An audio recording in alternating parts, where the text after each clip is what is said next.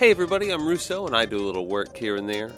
You are watching Raconteur Weekly, and this week the title says it all. I'm showing off a bit of an experiment that I did in recreating a 2x2x2, I suppose, Rubik's Cube.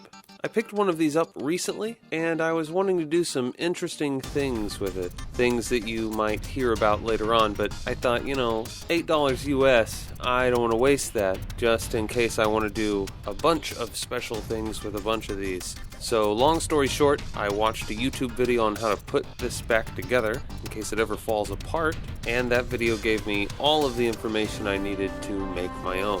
I'm not going to take mine apart, then I'd have to put it back together. That's a hassle. So after the video I set to work. It's not actually that difficult a mechanism, but it's quite a bit different than the 3x3x3 mechanism in that while there is a piece that is held in place, it's not as obvious as it is on the 3x. So yeah, more or less it's drawer slides, but circle drawer slides, and 3 of them. So tolerances are tight, and this little one that I've made doesn't actually work that well, but it works. It shows promise. And as I always say, I could make molds of some of these parts.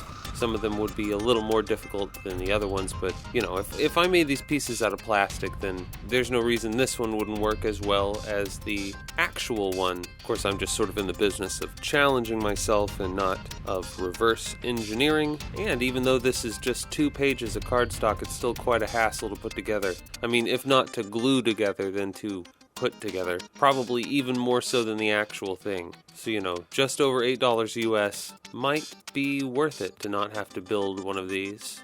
So we'll see about those plans that I was working on later, but perhaps in some new form.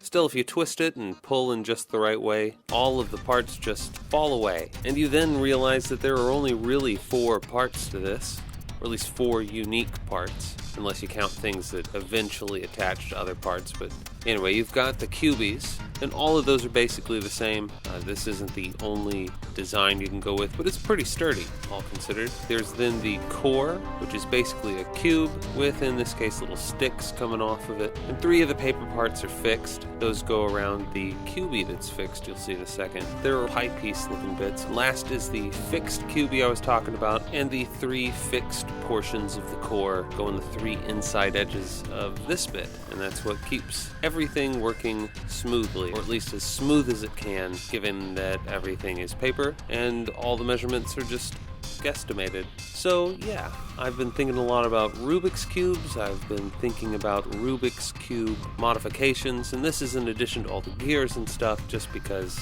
this is the sort of thing I like, and I apologize for that. So, until next time, you've been watching Raconteur Weekly on Russo Works, and I am Russo, out.